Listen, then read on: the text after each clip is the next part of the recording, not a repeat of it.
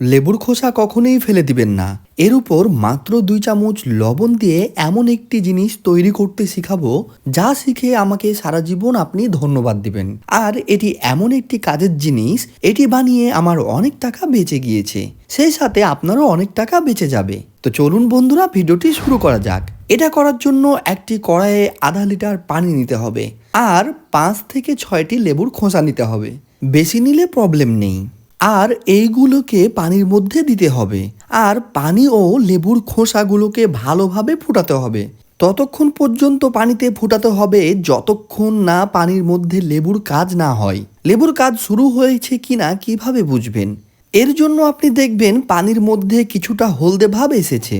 তবে এর আগে আমাদেরকে 2 চা চামচ লবণ দিতে হবে।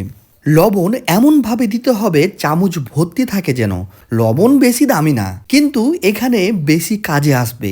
একটু মিক্সড করে নিন যাতে পানি ফুটতে থাকে। কিছুক্ষণ ফুটার পর দেখবেন পানি থেকে কিছুটা হলদে ভাব এসেছে। আমাদেরকে ততক্ষণ পর্যন্ত অপেক্ষা করতে হবে যতক্ষণ না পর্যন্ত পানি হলদেটে ভাব না হয়। কিছুক্ষণ ফুটানোর পর পানিতে হলুদ ভাব এসেছে। এখন আমরা কি করব? এখন আমরা এখানে হাফ চামচ বেকিং সোডা দিয়ে দিব। লবণের সাথে বেকিং সোডা রিয়েক্ট করে এইভাবে ফেনা উৎপন্ন হয়। এর সাথে আপনি চাইলে কিছুটা ভিনেগার দিতে পারেন। ভিনেগারের আরও বেশি সোডা এবং লবণের সাথে রিয়েক্ট করে, আরও অনেক বেশি ফেনা তৈরি করে। আর খুব অল্প পরিমাণে দিয়ে দিলাম, সর্বোচ্চ 3 থেকে 4 চা চামচ দিতে হবে, এর থেকে বেশি দিবেন না। এবার কিছুক্ষণ ফুটতে দিন। ফুটতে ফুটতে এদের রিয়াকশন হয়ে যাবে। লেবু সোডা, ভিনেগার আর পানি, এটা এখন আপনি কিভাবে কাজে লাগাবেন?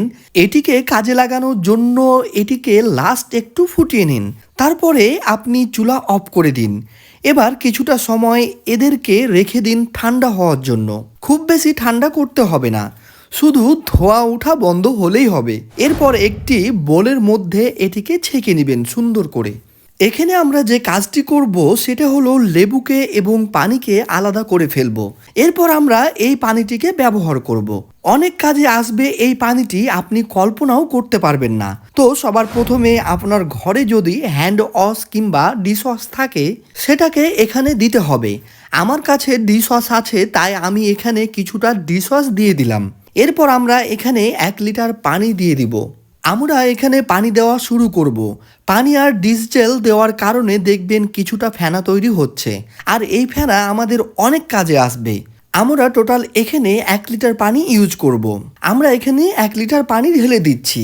আপনাকে মনে রাখতে হবে এখানে 1 লিটার পানি দিতে হবে। এবার চামচ অথবা কোনো কিছুর সাহায্যে ফেনা তৈরি করে নিন। দেখবেন ভালোভাবে ফেনা তৈরি হচ্ছে।